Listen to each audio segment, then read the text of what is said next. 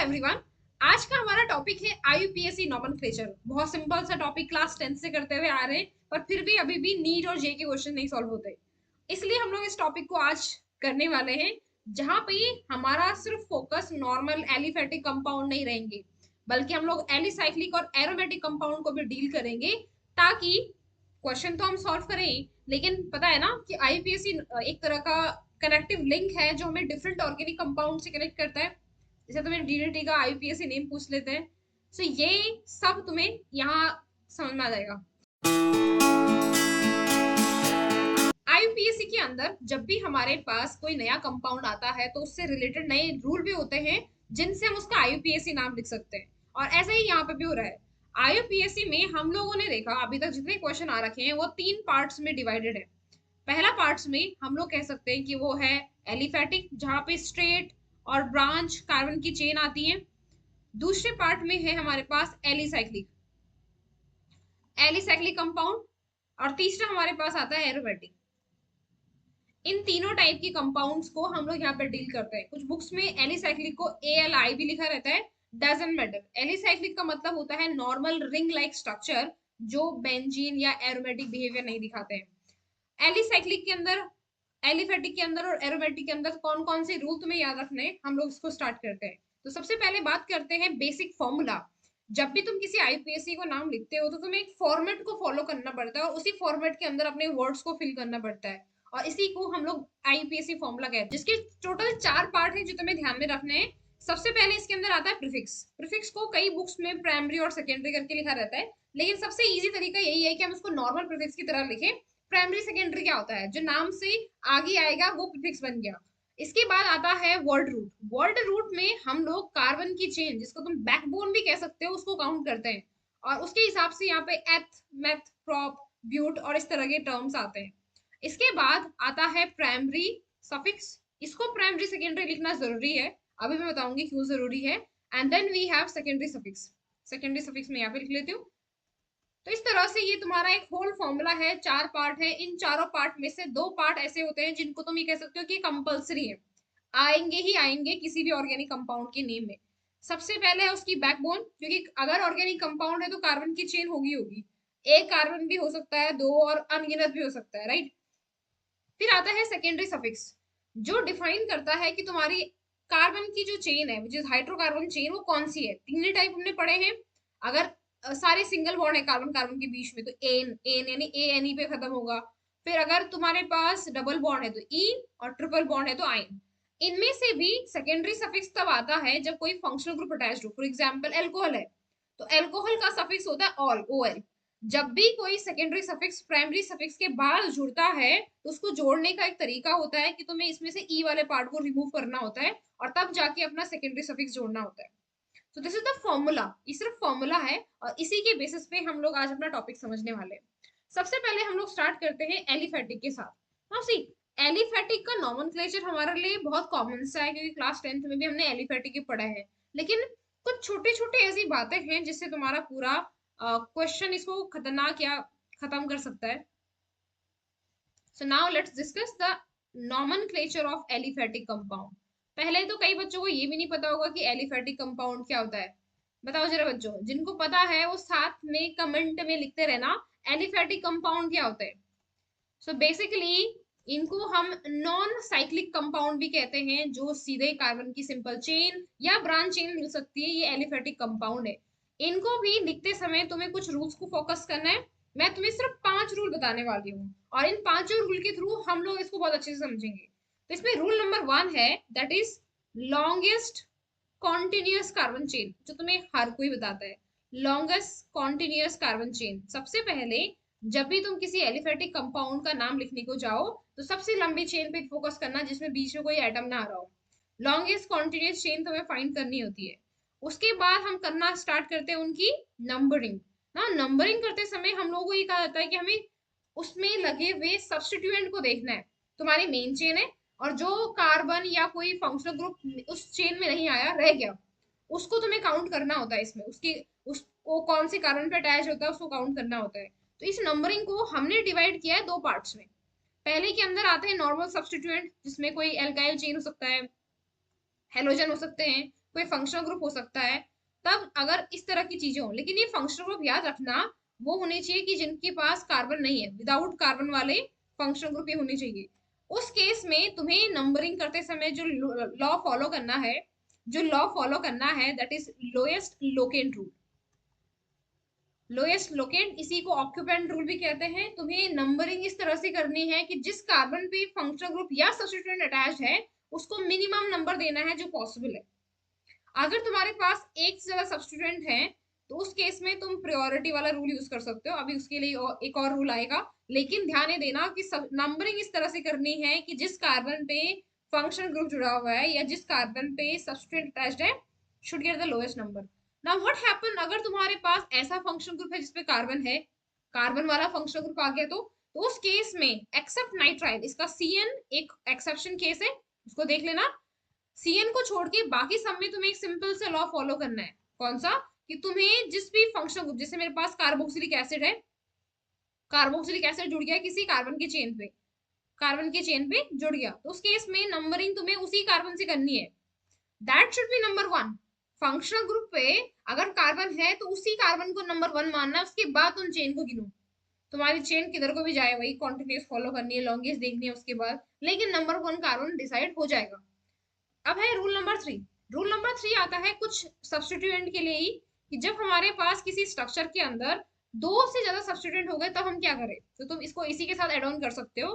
अगर तुम्हारे पास to, more than to ही कहो तुम एक तरह से, मोर देन टू सब्स्टिट्यूएंट है, तो तब तुम्हें रूल फॉलो करना पड़ता है, lowest sum rule. What is lowest sum rule? कि तुम उनको काउंट करो, तुम ये मान के चलो कि उनमें से हाईएस्ट प्रायोरिटी का कौन है, उसके हिसाब से नंबरिंग करो।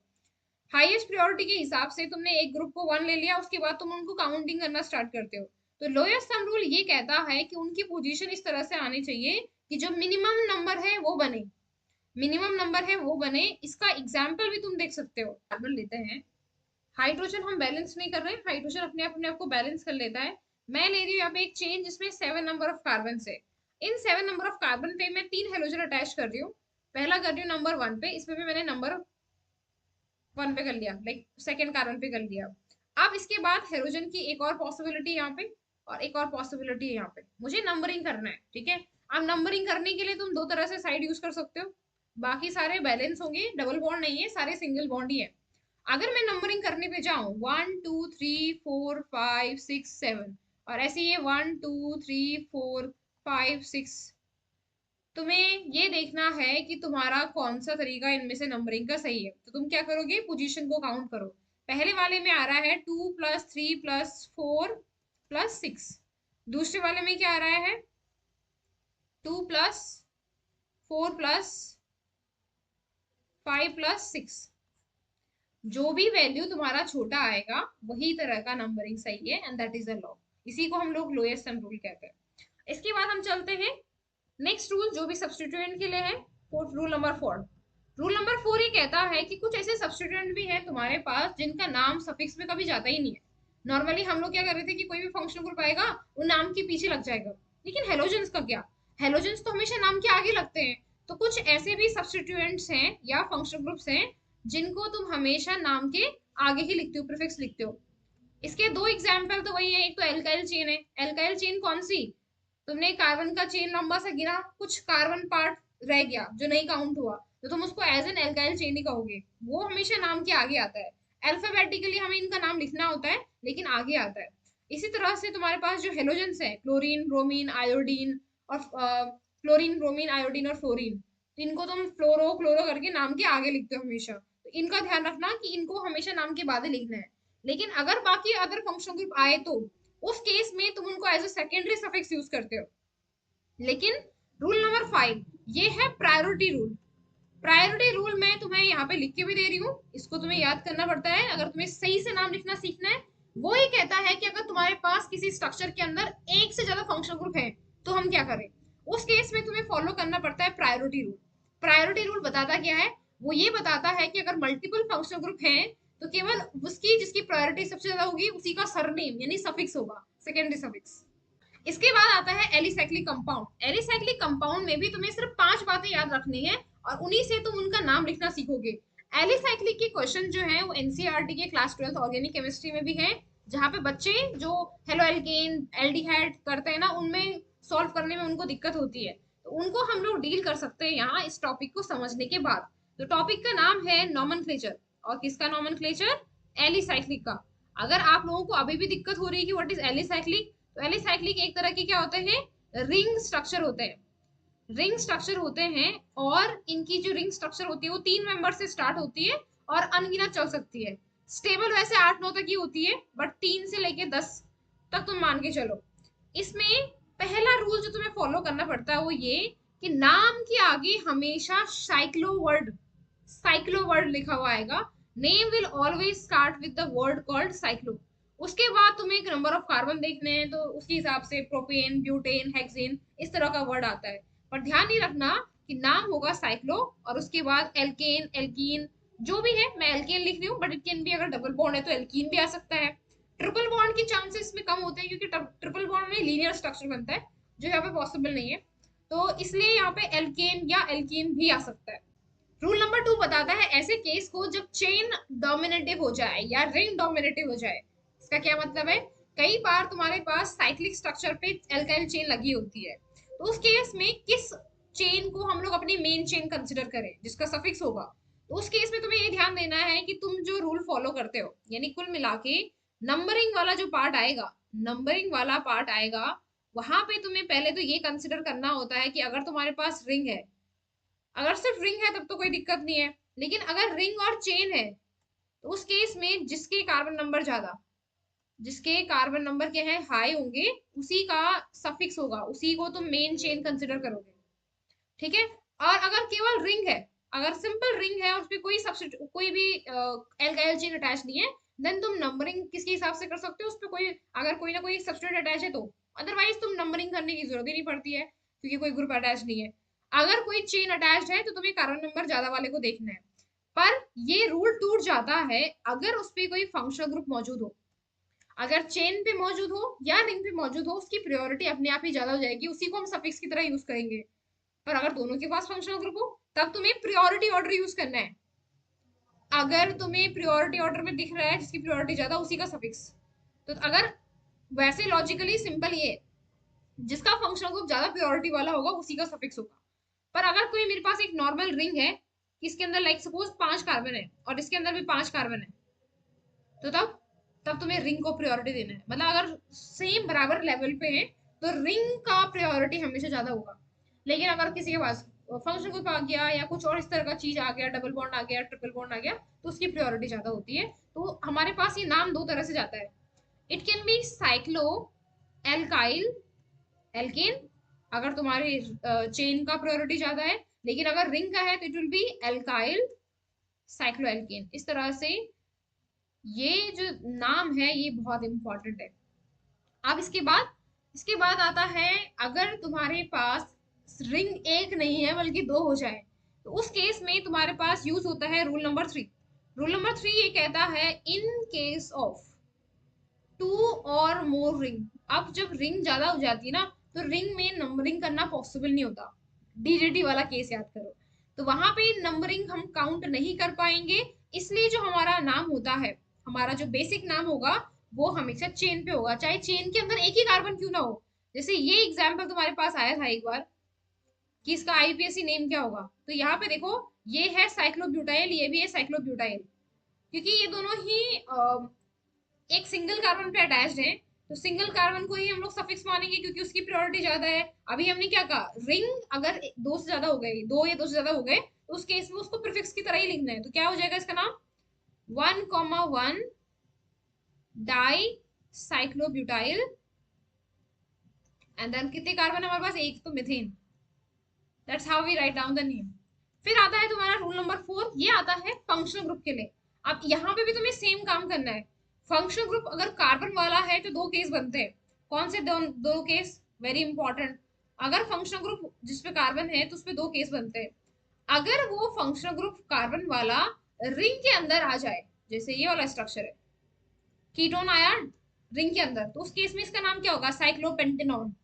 लेकिन अगर वो रिंग के आउटसाइड है, रिंग के बाहर है और नंबरिंग में नहीं आ रहा, तो उस केस में तुम्हें उसका पूरा नाम लिखना पड़ता है। जैसे ये एग्जाम्पल है, इसके बाहर मैंने CHO लिख दिया, तो इसका नाम क्या होगा? Cyclo pentane carbaldehyde. एल्डिहाइड का पूरा नाम कार्बेल्डिहाइड। ऐसे अगर कार्बोक्सिलिक एसिड आता तो कार्बोक्सिलिक एसिड का पूरा नाम लिखना पड़ेगा। हमें सफिक्स यूज नहीं करना होता, क्योंकि हम लोगों का कार्बन जब ऐड ही नहीं हो रहा, बिना कार्बन के ऐड की उस फंक्शनल ग्रुप को हम लोग पूरा नहीं मानते। तो वो क्योंकि एक्सटर्नल पार्ट पे तुम उसको नंबर 1 भी लिख सकते हो, cyclopentane 1 carboxylic acid, like that. ठीक है। इसके बाद हमारे पास rule number 5 which is the last rule for the alicyclic. वो ये कहता है, वैसे तो हम लोगों ने ये बात कर रखी है कि अगर तुम्हारे एलिसाइक्लिक रिंग पे चेन भी है और रिंग भी है और किसी एक भी फंक्शनल ग्रुप आ गया, तो तब तुम्हें नंबर ऑफ कार्बन को नहीं काउंट करना होता है, फंक्शनल ग्रुप की प्रायोरिटी देखनी होती है। मतलब जो हमने रूल नंबर 2 में बात किया था कि कार्बन नंबर का कंसिडरेशन हमें यूज करना है, वो तब तक करना है जब तक कि कोई फंक्शनल ग्रुप नहीं है। अगर कोई फंक्शनल ग्रुप आ गया, तो जिसकी फंक्शनल ग्रुप की प्रायोरिटी ज्यादा, उसी का क्या हो जाएगा? सफिक्स हो जाएगा। That is the last rule we have for the whole this alicyclic. Now we are moving to the last part which is aromatic. लेकिन एरोमेटिक में ज्यादा कुछ कंफ्यूजन वाला पार्ट है नहीं, वेरी सिंपल। एरोमेटिक के केस में तुम्हें जो लॉजिक यूज करना पड़ता है वो एलिसाइक्लिक की तरह है। लेकिन यहाँ पे अच्छा ये है कि तुम्हारे पास एरोमेटिक के नाम पे ज्यादातर बेंजीन होती है। इसका नाम लिखने के लिए तुम्हें कुछ अलग नहीं करना पड़ता, नाम हमेशा always and with the benzene. पर कभी ऐसा हो कि कोई ऐसा सब्स्टिट्यूट अटैच है जिसकी प्योरिटी ज्यादा है, उस केस में तुम्हें इसकी प्योरिटी ज्यादा रखनी पड़ेगी। अगर इसकी प्रियोरिटी ज्यादा है तो तुम्हें इसी का सफिक्स यूज करना, उस केस में तुम्हें बेंजीन का नाम प्रीफिक्स में यूज करना पड़ता है। और बेंजीन को जब भी हम प्रीफिक्स में लिखते हैं, हम उसको क्या कहते हैं? Phenyl. So it will be what? क्या नाम होगा इस स्ट्रक्चर का, एक बार बताओ। तो तुम्हारा कार्बन नंबर कितना आ रहा है? 1 और 2, 2 पे क्या है? फिनाइल, तो इट विल बी 2 फिनाइल। कितने कार्बन है? 2 एथेनोइक एसिड। देखो, ये क्वेश्चन तुम्हें अभी लग रहा होगा बहुत इजी है, लेकिन ये एनसीईआरटी में इस तरह के गोचे खाने वाले क्वेश्चन दे रखे हैं। जाके करके आओ उनको। एल्डिहाइड में दे रखा है, कार्बोक्सिलिक एसिड में दे रखा है, जहां पे रिंग के बाहर तुम्हें फंक्शनल ग्रुप को लगा दिया। अब बताओ कल नंबरिंग कैसे होगी? तो क्योंकि अंदर डबल बॉन्ड है, बाहर कार्बोक्सिलिक एसिड है, ऑब्वियसली कार्बोक्सिलिक एसिड की प्रायोरिटी ज्यादा होगी।